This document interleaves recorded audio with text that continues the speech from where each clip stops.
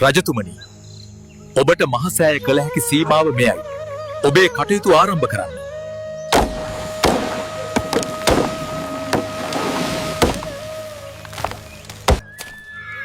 රජතුමනි, සෑය ඉදිකිරීමට මේ රන්තෙලඹු ගස ඉවත් කිරීමට අවශ්‍යයි.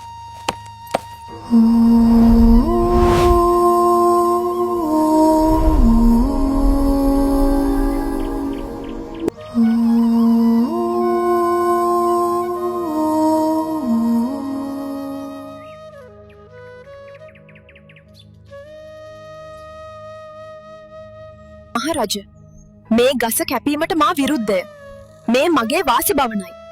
ඔබේ කටයුත්තට වෙනත් ස්ථානයක් තෝරාගන්න. දේවතාවිය, අපි මේ කරන්නේ සම්බුද්ධ ශාසනයට උතුම් සේවයක්. ඔබ අපට ඉඩ දෙන්න. හොඳයි. මා වෙනුවෙන් යමක් ඔබට කළ හැකිද? මොකද්ද ඔබගේ ඉල්ලීම? එහෙනම් මහරජ, මගේ නම ස්වර්ණමාලී. රත්නමාලී කියලත් කියනවා. ඔබ කරවන මහ සෑයට මගේ නම තබන්න. එය කළ හැකිද? හොඳයි. ඔබේ ඉල්ලීම මා ඉටු කරන්නම්.